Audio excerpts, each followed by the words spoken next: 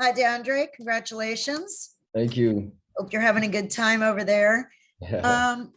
I guess I have two questions, if you don't mind. I know Rafa hates when we do this, but too bad. Number one, does this kind of honor mean more to you now, than it did or would have when you were younger? Just, what it means to you at this stage of your career to be named to an All-Star game. And then also with your time away from MLS, now that you've come back, what improvements and evolution have you seen in the league, as you head into the All-Star game tomorrow? Thanks. Yeah, so to answer your first question, I don't think it's more of an honor. I think it's quite similar. Just when I was younger, it was I'd say a little bit more exciting because I had a little bit more energy.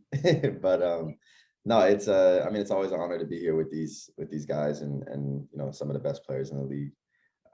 So yeah, that's that. And for the second question, how the league has changed in the time that you were gone. Yeah, I think I've gotten this question a few times. And I think honestly, the biggest things I've noticed is, the kind of talent that the league is bringing into the league, and then also the talent that they're exporting out, mostly young players. That wasn't happening when I was in the league. And, they were obviously getting big names in, but, now they're getting, names, of course, but, also guys that nobody's heard of before that are extremely talented and making a name for themselves in the league. So, it's credit to the league, credit to the scouts for, bringing those kind of players in. And then the players that they're developing as well, and the players that are, being sent off to these massive clubs all over the world. It's great to see.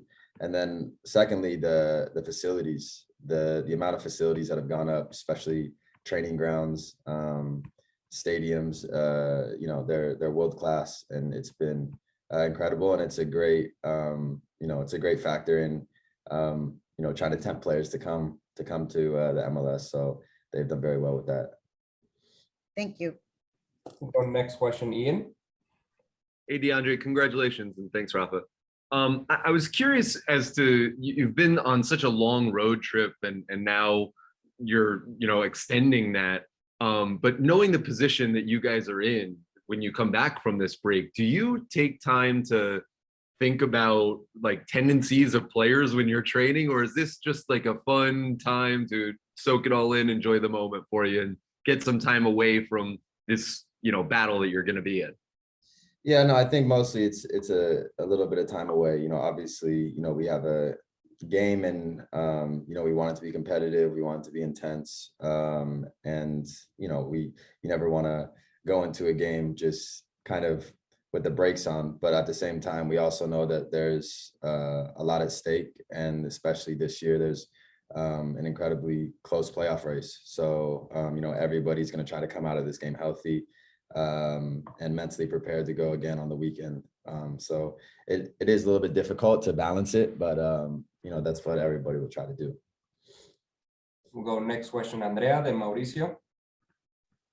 Hi, DeAndre. I wanted to ask you about who are you excited to see in this game? We know that before the game, everyone wants to see the players interacting, Liga MX players interacting with MLS players. Who are you excited to see again?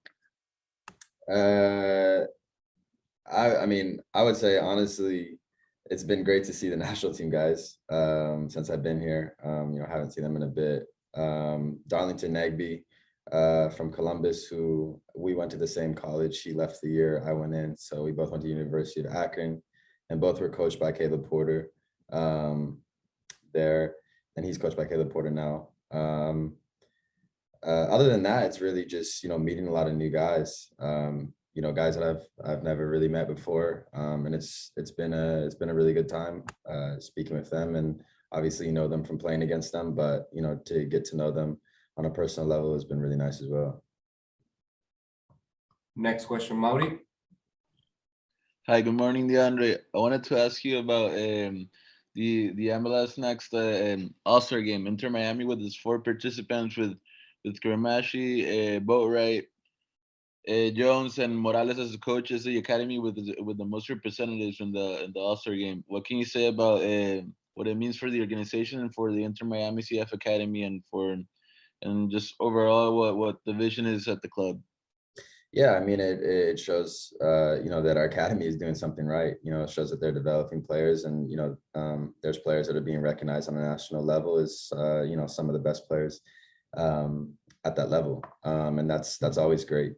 So it really credit to those guys. They've done really well all season to be recognized like that, and it'll be excited to see them here. And yeah, hopefully they can keep it going. And hopefully the organization as well can keep it going, because I think it's a very important thing that, that the club not only obviously only has a very good first team, but a very good academy as well to get players up and through and to develop them the best that they can be developed. We'll go back to Michelle. DeAndre, I just wanted to back to your team a little bit. Where do you think the team's, mentality and physical state is right now with 10 games to go? Like you mentioned, it's a very, very close. I mean, it's basically like 8 teams or so fighting for 3 spots. It looks like something like that. Can you just talk about the mood of the team coming off that very difficult road trip, but you got 4 points, just kind of where the team is at right now heading into this next game, even though you're not around? Yeah, I think, I think the team is in very good spirits. I think we showed something in the last kind of 3 or 4 weeks that we hadn't shown all year, and that's the ability to, when we may not be performing our best, to be able to come back and get results. And that's a incredibly strong character that I think the best teams have. So hopefully we can keep that going, because it's not like every day on the pitch is going to be your best. So I think we've done really well with that. And, obviously Gonzalo has hit form, which is great to see, scoring goals. Pozuelo is a huge addition, just an incredible vision on the field, and everybody seems to be clicking. Physically, obviously it's very difficult, that road trip, but, I think pretty much everybody has the week to kind of recover and get ready for our next game, which is a huge game. So I think mentally everybody's in good spirits. Physically, I'm sure everybody's getting recovered, and we'll be ready to go again. If I could ask one follow-up, piggybacking on what you just said about Pozuelo and Gonzalo hitting form, it seems like those happened at the same time. How important do you think it's been, Gonzalo's reemergence, having Pozuelo there? It just seems like those two definitely coincided. Yeah, they definitely seem to kind of have that understanding of each other, that they don't really even need to talk. They can just look at each other and know exactly what movement the other person is going to do. Pozuelo, obviously, I think with really any player, is unbelievable at just finding guys behind the line and picking the correct passes. That's one of his biggest qualities. So and then obviously to have a guy like Gonzalo, who's a legendary striker in and of itself, but to have a player like Pozuelo behind him, being able to find him in dangerous areas, they create a really dangerous duo. Thank you.